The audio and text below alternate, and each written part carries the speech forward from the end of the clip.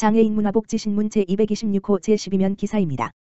용인시 감염병 차단 위해 세개구 장애인 복지관 임시휴관. 용인시는 감염병에 취약한 장애인의 안전을 위해 세개구 장애인 복지관을 5에서 8일 임시 휴관한다고 밝혔다. 관내 확진 환자는 물론 조사 대상자도 없는 상황이지만 전염성 질환이 관내 유입되는 것을 사전에 차단하기 위해서다. 시는 또 비말 감염 가능성이 큰 식당이나 체육시설은 임시 휴관 기간 이후에도 당분간 운영을 중지할 방침이다. 다만 주간 보호 서비스 대상자로 거동이 불편하거나 돌봐줄 보호자가 없어 홀로 생활이 어려운 성인 장애인, 치료 바우처 사업을 이용하는 발달 장애인의 경우 보호자가 희망하면 복지관에서 서비스를 제공한다. 이와 별개로 중증장애인 가정의 활동 보조인을 파견 지원하는 재가 서비스는 정상 운영한다. 시 관계자는 감염증에 취약한 장애인을 안전하게 보호하기 위한 조치이라며 장애인 복지시설도 기관별 상황에 따라 일부 휴관을 할 예정이라고 말했다. 앞서 시는 매일 이들 복지관 방문자와 이용자를 대상으로 체온을 확인하고 개인위생을 관리하도록 손 소독제를 비치했다. 또 전문 방역업체를 통해 기관 내 모든 시설을 소독했다.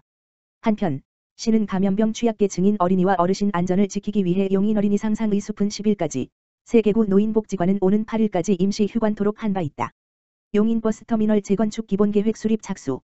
용인시는 4일 오후 용인 공영버스터미널 건물 재건축을 위한 기본계획 수립을 위한 용역에 착수해 4월 말까지 완료할 예정이라고 밝혔다.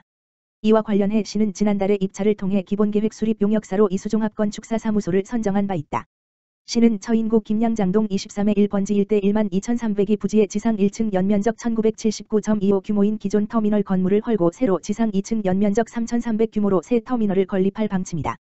이번 용역에선 최적의 터미널 건립을 위한 구체적인 시설 소요 면적 산출, 교통 처리 계획과 이를 반영한 적정 건축 공간 계획, 터미널 적정 규모 산출 등을 하게 된다.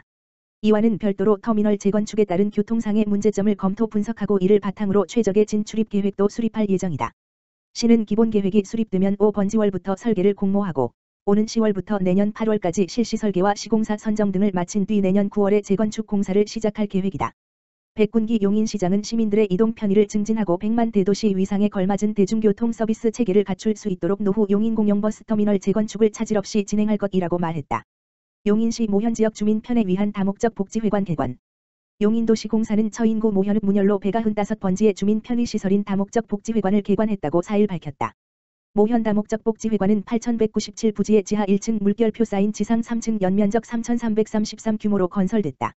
주민 편의를 위한 목욕탕, 노인 휴게실, 영유아 놀이방과 탁구농구 배드민턴 등 스포츠를 즐길 수 있는 체육관과 체력 단련실, 주민 행사나 교육을 위한 다목적 강당과 강의실 등을 갖췄다.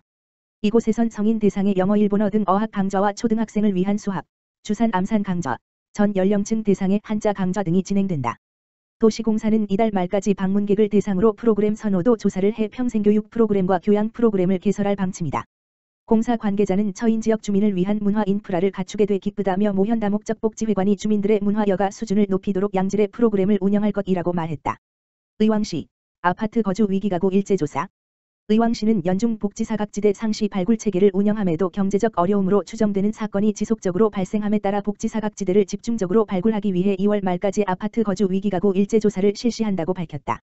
조사 대상은 최근 1년간 3개월 이상 관리비 또는 임대료 체납 세대, 가스, 수도, 전기 사용량이 거의 없거나 검침 결과가 0인 세대, 일제조사 기간 중 이웃주민 및 관리사무소 직원이 위기가구로 제보한 세대 등이다.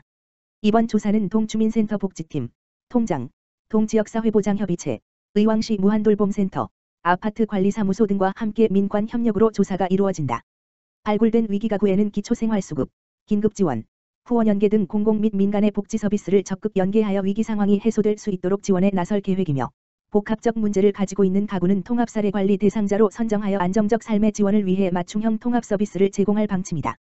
김상돈 시장은 겨울철 복지사각지대 집중 발굴과 더불어 아파트 거주 위기가구 일제조사를 통해 우리 이웃들이 더 이상 안타까운 선택을 하는 일이 없도록 위기가구를 적극적으로 발굴하겠다며 시민이 행복한 의왕시가 될 수 있도록 많은 분들의 따뜻한 관심을 바란다고 말했다. 위기 상황으로 어려움을 겪고 있는 주민을 발견한 경우 의왕시 무한돌봄센터, 다만 전화기 지역번호 031-345-2422, 가까운 동주민센터, 보건복지부 콜센터 129를 통해 제보가 가능하다. 의왕시 공중화장실 몰래카메라 단속 특별점검 실시. 의왕시 시장 김상돈은 시민들의 화장실 불법 촬영 몰래카메라로 인한 불안감 해소를 위해 관내 공중화장실을 대상으로 지난달 특별점검을 실시했다고 밝혔다. 시는 지난달 13일부터 30일까지 관내 전통시장, 공원, 관광지 등 다수가 이용하는 36개소의 공중화장실과 10개소의 개방화장실을 대상으로 렌즈 전파 탐지형 장비를 사용해 정밀 탐색을 진행했다. 점검 결과 46개소의 화장실 중 불법 촬영 몰래카메라가 설치된 화장실은 없는 것으로 나타났다. 시는 몰래카메라 촬영 범죄를 예방하기 위한 여성안심 화장실 및 몰카 점검구역이라는 홍보 스티커를 부착하였으며 점검을 통해 훼손된 스티커를 교체하였다. 방경미 청소과장은 앞으로도 몰래카메라 설치에 따른 악성 범죄를 예방하고 시민들의 불안감 해소를 위해 지속적으로 점검을 실시하고 점검구역 홍보 스티커 부착으로 경각심을 심어줄 계획이라고 말했다.